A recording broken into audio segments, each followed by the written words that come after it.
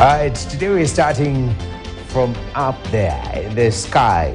The national carrier KTN Airways has today donated a defunct plane to Mang'u High School as part of their company strategy to improve aviation curriculum in the country in readiness for the development of the industry. According to Transport Cabinet Secretary Kipchumba Murkomen, the aviation industry is expected to grow twofold in the next 2 decades, with the number of operational airlines doubling from the current 17,000 to over 35,000, an issue that could see labor demand in the industry increase.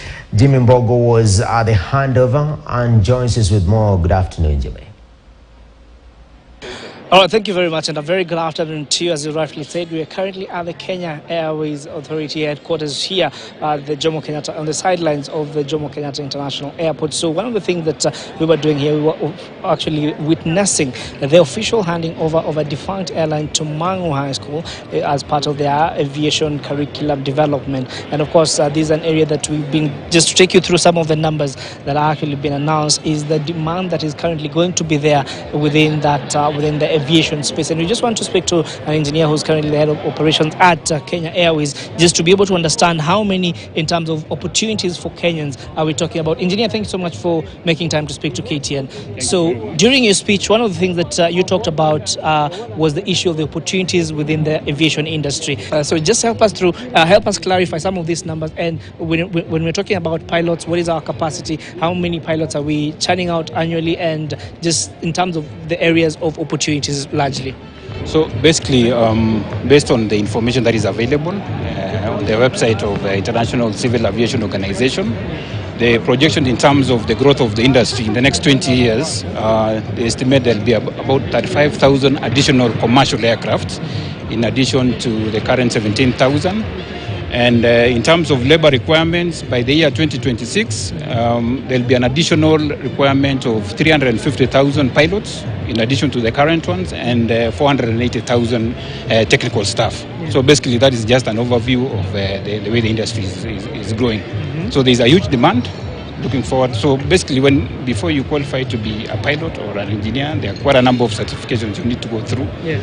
And so basically competency is a big issue in the industry. All right, so let's talk about the technical capacity. And of course, we have seen a lot of news stories coming out, and particularly the number of engineers that are opting to work in other jurisdictions. So help us understand what is happening within that space, and what are you currently doing to make sure that we retain the talent that comes out of our institutions? Yeah, so basically, where we sit as Kenya Airways, we have a strategy of retaining our human resource.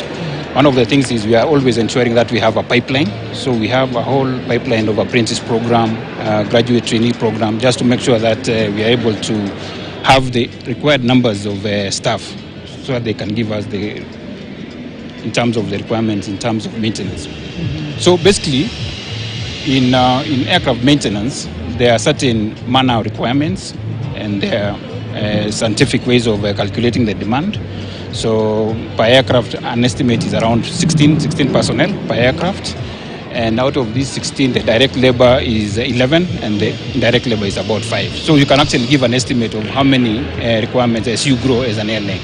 Yeah. All right, so talk us through some of the costs associated with outsourcing. If it's something like maintenance, if you have to outsource some of these experts, some of these engineers, then as compared to the amount that would cost if the works were being done locally.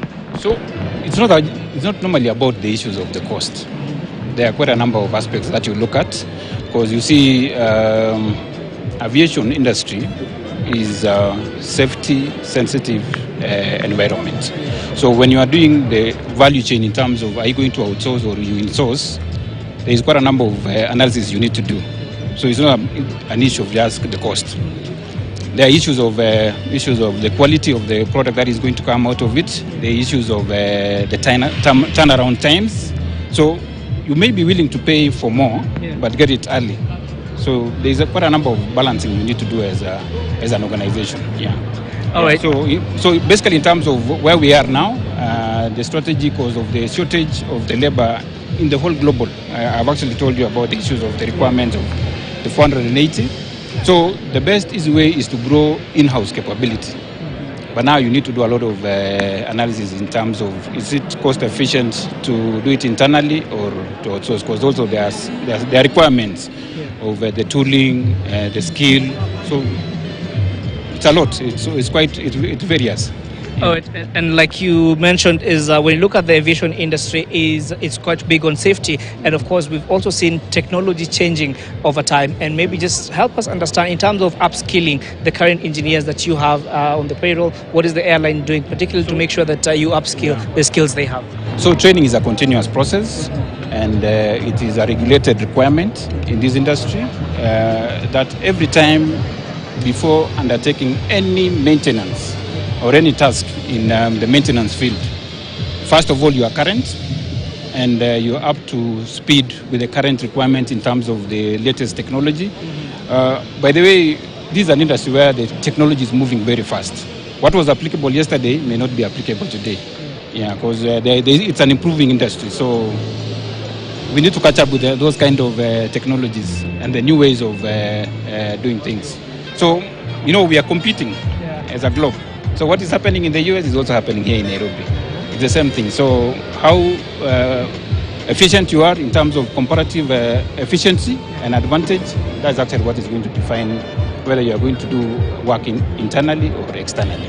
All right, so two final questions before I let you go. Of course, one that has been a big talking point within the aviation industry is the question around sustainability. So basically, when you look at the aspect of the sustainability, so currently what is trending is SAF, that is sustainable fuels.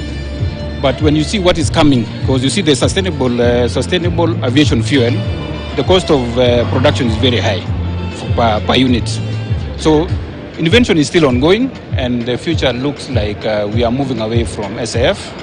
Unfortunately, maybe there's information maybe you guys don't have. So there is a new technology of hydrogen, the utilization of hydrogen. So that's what is actually coming in the future.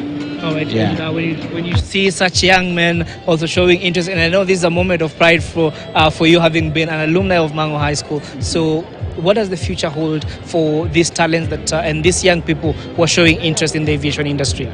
So, aviation is an elitist industry. The competition is very high, and the moment you relapse or you just make a small mistake, that will be it for you. So you should always have the best trained and skilled labor at all times.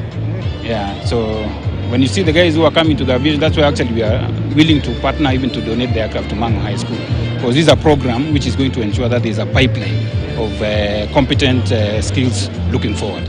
All right, thanks so much, Engineer. And of course, there you have it. I don't know about your high school and whether you are smart enough to get a plane, but of course, that is a conversation for another day. But the aircraft that has been handed over to the Mang'u High School is a Boeing 737-700. And of course, we'll just be looking at how then that the impact of that, particularly to the students and those that are interested within the aviation industry. For now, back to you. All right. Thank you very much, Jimmy. Good question about